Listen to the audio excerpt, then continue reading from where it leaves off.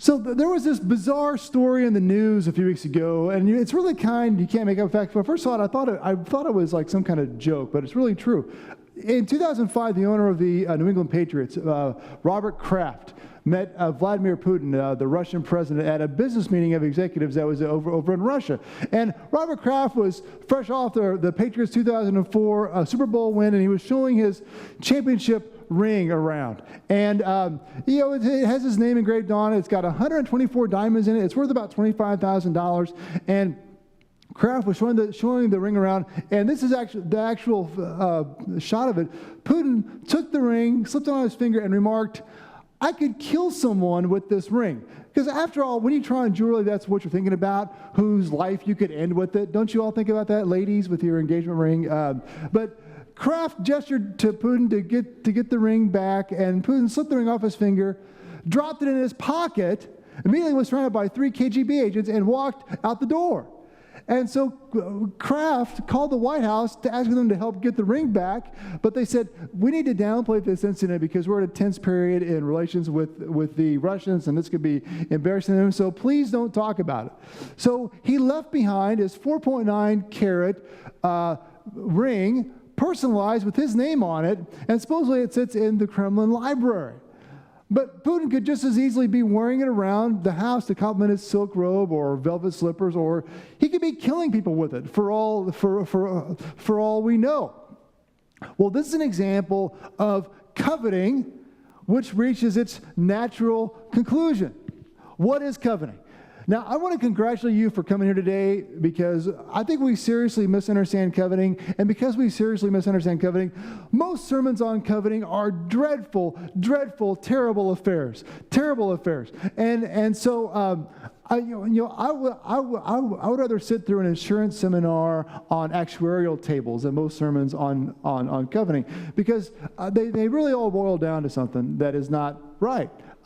Exodus 20:17. Here's what the Bible teaches. You shall not covet your neighbor's house. You shall not covet your neighbor's wife, or his male servant, his female servant, or his ox, or his donkey, or anything that is your neighbor's.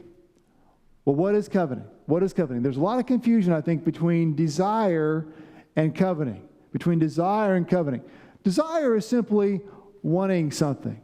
Desire is simply wanting something. Let's take a Super Bowl ring, for example. Some people, they make that a goal of their life. They work hard, and they get a little lucky, and they get one. That's not bad. Desire is not necessarily a bad thing. It depends upon if we control the desire or the desire controls us. The common interpretation in most of these dreadful sermons on coveting of the 10th commandment often boils down to a very simplistic, don't desire material things. Don't be greedy. Be happy with what you have. And we all leave here with the sense that, God doesn't really want me to have stuff. And we should all live like these Franciscan friars because God is a minimalist. Well, God's not a minimalist. God is not a communist. One is to all be equally poor and equally in need. God uses sometimes, not all the time, but sometimes material things to bless us. He uses material things to bless us routinely.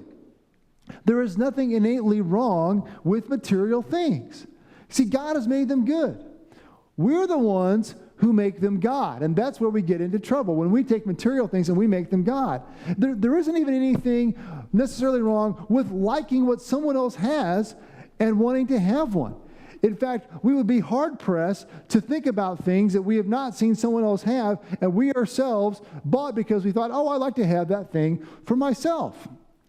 Is it wrong if I see that my neighbor has this great barbecue grill, and I think, man, I would sure like to have a grill like that? If I see what my wife orders at the restaurant looks better than what I ordered, and I think, gosh, I wish I would have ordered that instead. Is that coveting? Is that a sin? Well, I don't think so. Desire is simply wanting something. Desire is wanting something.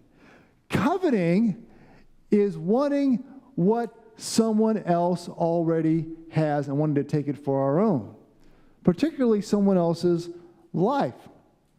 Sort of like, I don't know, taking a Super Bowl ring with someone else's name on it and slipping it into our pocket. That's a great example of coveting. I may want a barbecue grill just like my neighbors, but what I really may want is that I see him having fun around it with all his family and friends. and I want that life. That's coveting. There's something, all the things we are told about in the 10th commandment not to covet, that they all have in common. The wife, the servants, the livestock, the house. They are all unique creations of God. They are all things that cannot be duplicated or replicated. There's only one wife. She's an individual human being. She cannot be duplicated. Even though we don't have them today in our lives, I assume most of us don't anyway, servants are human beings. They're individuals. They can't be duplicated. The word translated here as house really means household. Really means household, which is the sum total of someone's life. A household, the home, the sum of our family and stuff is unique to every one of us. No two are alike. So coveting means to look at our neighbor's unique, God-given, God-crafted life and wish that we had it so good. Man, why can't I have their great kids? Why can't I have his job? Why can't I be as funny as so-and-so? Why can't I be as smart and successful as my neighbors? It's one thing to look at my neighbor's barbecue grill and say, man, I really like your grill. That's totally understood as a compliment. It's something else to say to our neighbor, man, I really like your wife. That's understood as something else. Now, some of us may ask, oh, come on. Is coveting that bad? I mean, it's at the end of the 10 Commandments. Most people have stopped reading by this point. Is it really a big deal? Come on, is coveting something because it only happens in our heart? That it's a victimless crime? Nobody cares. Who cares? Well, what's so bad about coveting? First of all, coveting, it causes strife between ourselves and our neighbor. We always covet what our neighbor has. We don't covet things far from us. We always covet what our neighbor has. It was the eminent and infamous and fictional Dr. Hannibal Lecter who said, what do we covet? We covet those things we see every day. Now, the man may be a deviant, he may be a serial killer, but gosh, he sure knows human nature. So I lost about 20 minutes of my life yesterday. One boy at lunch asked for milk, so I gave him milk. His brother wanted lemonade, so I gave him lemonade. As soon as the boy who had the milk saw the lemonade, he wanted lemonade too rather than milk. And so I made one boy a peanut butter and jelly sandwich at his request. That's what he asked for. The other one asked for a hot dog. As soon as the boy who had the PB&J saw the hot dog, that's what he demanded. My solution? I switched lunches. And then each one proceeded to complain about the other and me and my Solomon-like attempts to mete out lunchtime justice. That's coveting. That's coveting. There is this German phrase that has become pretty popular. I'm sure a lot of you know it. Schadenfreude, which means taking joy in the misfortune of others. Like the Denver Broncos, best player got suspended for 4 weeks for the season. I have serious Schadenfreude about that. I think that's awesome. I think that's great. Well, coveting leads to the polar opposite, which is also not good. Coveting what other people have, our neighbor's unique life, actually leads to dismay at God's blessings for them. It leads to dismay at God's blessings for them, also known as envy. And so rather than loving our neighbor as ourselves, we want to take what our neighbor has for ourselves. Now, when I was single and when I was in my mid-20s, I had a friend who out one night, just out some random night with all the guys, met a gal out, and she was a strong Christian woman, intelligent, attractive, inside and out. She also is the heir to a hardware store fortune. And her family has homes in about 7 states. Now, he's a nice guy, really nice guy. But I'll never forget, we were all a bunch of his lonely friends sitting around looking at the chair where he used to sit, now empty, wondering, what was it about him that he deserved to marry a woman like that? Why him? Why not us? We couldn't be happy for him. We could only be sad for us. envy is never a good thing for a friendship. Never a good thing for a friendship. The second thing that coveting does is coveting, like idolatry, is a gateway sin. It leads to other sin. If we look carefully at the origin of sin in Genesis chapter 3, we see that coveting lay firmly at the root. Eve, despite the fact that she lived in paradise, there was no death, didn't have to toil, childbirth was painless. She envied God. And the woman said to the serpent, "We may eat of the fruit of the trees of the garden, but God said," this is Genesis 3. "But God said, you shall not eat of the fruit of the tree that is in the midst of the garden, neither shall you touch it, lest you die." But the serpent said to the woman, "Oh, you're not going to die. For God knows when you eat of it that your eyes will be opened, and you'll be like God, knowing good and evil." So she took of the fruit and they ate, and she also gave some to her husband who was with her, and he ate. So Eve coveted being like God, and her coveting led her to fracture God's one rule in the garden, and they couldn't keep it. Coveting entertains the impulse to be God in our heart. We want to distribute God's blessings. We want to manipulate God's plan in a way that we find to be more to our liking, more in line with the desires of our heart. And eventually, that impulse to be God, it simply overwhelms and we act on it. Coveting always conceives greater and greater sin. It always conceives greater and greater sin. We covet something our neighbor has, so we steal it. We covet our neighbor's life, so we don't take a rest on the Sabbath, working our fingers to the bone, trying to achieve it. We covet our neighbor's wife or our neighbor's husband, and so adultery is the result. We covet our neighbor's reputation and respect, so we bear false witness, either building ourselves up or tearing them down.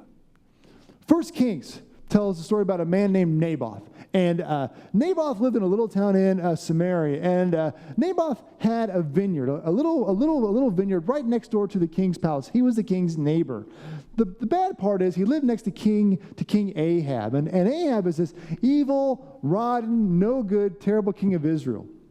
Has anyone ever had a boss named Ahab? It's probably a pretty terrible. Has anyone ever known anyone named Ahab? You're probably like, Ahab, what are you talking about? But so Ahab had this vineyard, Naboth had this vineyard, and Ahab wanted that vineyard so he could turn it into a vegetable garden. So he could grow cucumbers and radishes and tomatoes, so he could cut them up fresh and put them on a salad. And so he offered Naboth another vineyard, or he'd say, "I'll pay you a handsome sum." And Naboth said, "You know what? I'm not going to sell. The vineyard has been in my family for generations." Well, it turns out that Ahab made Naboth an offer he could not refuse. Literally could not refuse. So King Ahab went home in a very king-like way. He lay on his bed and he pouted. He wouldn't talk to anyone. He wouldn't eat. He was all there alone. Finally, his wife, his queen, came in and schemed with him to frame Naboth as a blasphemer and as a traitor. And the town took Naboth outside and stoned him. And then Ahab took his vineyard and planted his garden in it. So, coveting led to stealing, bearing false witness, idolatry, murder, and we could probably throw in another two or three others in there. That's not the end of the story, though. This angered God, and God wiped out Ahab, wiped out Jezebel, and their entire family line, because they were so sinful. Coveting always leads to other sin. That's what's so damaging about it. So let's get positive here for a little bit. I see some long faces out there. Let's get positive. What is the alternative to coveting? What else can we do besides covet? The Westminster Larger Catechism teaches the opposite of coveting is contentment. It's contentment. It goes like this. The duties required in the 10th commandment are such a full contentment with our own condition and such a charitable frame of the whole soul toward our neighbor as to further all the good which is his. Full contentment with our own condition and such a charitable frame of the whole soul toward our neighbor as to further all the good that is his. Contentment is having joy in our circumstances. Contentment is the peace that the boundary lines have fallen for us in pleasant places. Contentment is a trust that God will provide, even against all appearances. So we have a little bit of time left, and what I want to do is I want to talk about how we can cultivate contentment in our life rather than cultivating coveting in our lives. So first, to be content, we must be covetous of the best things, eternal things. 1 Corinthians 12 is this long discussion on God's gifts and the need for us to love and appreciate and put to use all the gifts God has given to his church. And 1 Corinthians 12 teaches that those who are given, some are given the gift of prophecy, others are given the gift of teaching, some are given the gift of working miracles or healing or preaching or speaking in tongues or interpreting tongues. And Paul has made a point of this, saying we're all gifted because for as long as God has been giving gifts, people have coveted what God has given to someone else. So someone with the gift of healing, well, they want to preach. And someone with the gift of preaching wants to perform miracles. Paul solves this by saying, if you're going to covet the things God distributes freely. Because he does distribute some gifts freely. A lot of translations interpret 1 Corinthians 12:31 to say, covet earnestly the best gifts. Covet earnestly the best gifts. What are those best gifts? What are those higher gifts? Paul mentions right away in the very next chapter, he mentions faith, hope, and love. If you've ever been to a wedding, 1 Corinthians 13 talks about faith, hope, and love. You all have heard it. But I think we could add to that list the fruits of the Holy Spirit. We could add peace, and we could add joy, and goodness, and kindness, and faithfulness, and gentleness, self-control. Some gifts, Jesus in his wisdom limits. Preaching. We don't want everyone preaching. Or teaching. We don't want everyone teaching. Or healing. Or wives. Or households. Or barbecue grills. Or Super Bowl rings. Coveting those things is like a sin. It's like a poison to our soul. Some gifts Jesus does not limit. And so we may covet them freely because it's God's will that we have them freely.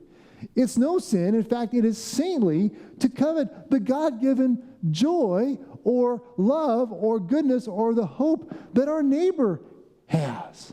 We may covet those all because God wants us to have them. He wants us to have that peace and love and joy and hope and faith. In fact, if we covet the best gifts of love or joy or goodness, we usually have no taste left over for the lesser gifts. Here's the irony here. Here's the joy. Those are the gifts we really want anyway. That's what our heart really covets alone and of its own innate capacity. No barbecue grill or ox or donkey or household or spouse or even Super Bowl ring can give us the best gifts, the things we really want: faith, hope, love, peace, goodness, and joy. Second, to be content rather than covetous, we need to practice praise.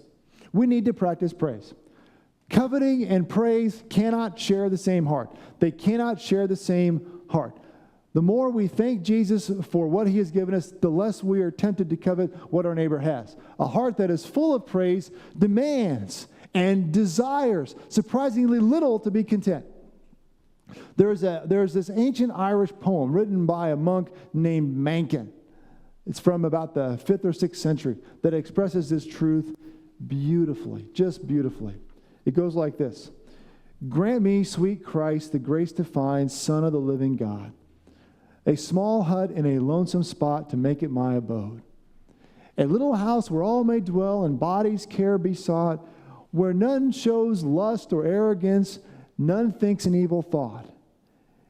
And all I ask for housekeeping I get, and pay no fees, leeks from the garden, poultry, game, salmon, trout, and bees. My share of clothing and of food from King of fairest face, and I to sit at times alone, and pray in every place. So all this guy wanted, his heart is so full of praise that simple shelter and food and holiness, clothing, a place to pray makes man content. Because his heart is full of praise. Then finally, to cultivate contentment, we must trust in God's unique plan and purpose for our life. Most advertisements today, if you really watch them, if you really watch them carefully, they don't promote a product. They promote the life the product will give us. A car commercial, for example, it shows this fit, trim, distinguished, successful man and woman dressed to the nines, driving to the symphony in their Buick. They tell you nothing about the car at all except how to finance it. A fast food restaurant commercial shows a bunch of friends and they're smiling and they're laughing and they're exchanging a witty banter and sharing each other's fries while they share their life together. And we are led to think, gosh, if I could only get a Buick or a Big Mac, I could be like those guys. That's what they're selling. And it's powerful. It's a powerful draw that taps into something deep within us. And that something is that we are wired to very easily look at other people's lives and wish we had it so good. We easily imagine the greener grass delights on the other side of the fence. And our heart swiftly runs for what appearances lead us to believe someone else has. This is a lie. It's a lie. It's an absolute fallacy. Absolute fallacy. Simple way to explain this. So Vladimir Putin, back to this guy, in an attempt to make peace, offered to have one of the finest craftsmen, and these are his words, I've cherry-picked some of his words, offered to have one of the finest craftsmen in Russia make Robert Kraft a new, very expensive, more expensive even than $25,000 ring of the finest metal with a big rock in it. A jewel, he said, that could be passed on from generation to generation. And these are his words. He said, I think that will be the most intelligent solution to this international problem. Well, does that sound like a solution to any of us? Of course not. Why? That's not Robert Kraft's ring. He wants his ring back. Well, neither is it a solution to have someone else's life besides our own, no matter how expensive or great or fine that other life may appear to be. God's command to not covet our neighbor, his life, is founded, it is grounded in an incredible promise. Jesus has made your life extraordinary, unique. You are fearfully, you are wonderfully made, unlike anyone that has ever come before you, unlike anyone that will ever come after you. Of the billions and billions of people who have inhabited this planet all over the globe who have walked it, there is no one like you, and there will never be anyone like you. You are a marvel. You are a treasure. You are a jewel. You are a pearl of great price, more unique and rare and brilliant than any star in the sky. And if our life seems ordinary, if it seems everyday, if it seems boring, it is only because we have not embraced the marvel that Jesus has made us to be. And Jesus has an amazing plan for this marvel that he has made. He has a plan that if we were to embrace it and we were to grasp hold of it, to make it the singular focus of our singular existence, we would have contentment, we would have joy, we would have peace to spare. And more importantly, rather than coveting what our neighbor has, we would love them like we do ourselves. It was Catherine of Siena who said, "Be who God made you to be, and you will set the world on fire." What does this look like? Officer Chuck Stevens, he was a California police officer, was killed in the line of duty needlessly killed. And his killer was a man named Fred, and Fred was arrested and he was imprisoned for it. Chuck's sister, a woman named Sunday, was so stricken with grief and anger about this that she didn't go to any part of the trial. She didn't go to the hearing. She simply acted like it did not happen, and she went on with her life. She just put it in a drawer and left it alone. But years passed. She went on with her life, and she began to have this nagging feeling that God was not done here. And her faith in Jesus Christ began to grow, and slowly and by degrees, she just realized one day that she had forgiven Fred, that Jesus, without her even knowing it, had worked in her heart to forgive the man who had killed her brother. And this gave her some peace, but she wasn't done with it yet. 25 years after her brother's death, she literally heard a voice, the voice of God, telling her she needed to meet Fred, and God had a two-part message for Fred that only she could deliver. So Sunday spent months trying to locate Fred. She passed through all the bureaucracy of the state of California trying to get him. She finally found Fred, and she wrote him asking if they could meet. And Fred replied back immediately, assuming that she was coming there to pour out all of her pain of 25 years of losing her brother. She received her visitation rights. She went to the prison. As she passed through the security, even seeing the guards dressed in their uniform made the memories of her brother come flooding back. And steel doors clanged behind her as she made her way deep into the bowels of the facility to meet this man, to deliver a message to him, this man who had taken so much from her and her family. Finally, she saw him, and his hand trembled as she reached out to meet him. And after a moment of awkward silence, they talked a little nervously at first and then more easily, and then finally the conversation died down, and Sunday said, God has given me a two-part message to give to you. First, she said, God loves you so much that he sent his son Jesus to die for you. And it is not too late for you to become the man God designed you to be. And before her very eyes right there, Fred committed his life to Jesus Christ. And he and Sunday and her family have become friends. They're his support network now. So who was the person who was really becoming the one that Jesus had designed her to be? I would say it was Sunday as well as Fred. It's not too late. It's not too late to become the person Jesus designed you to be. It's not too late. Practice praise.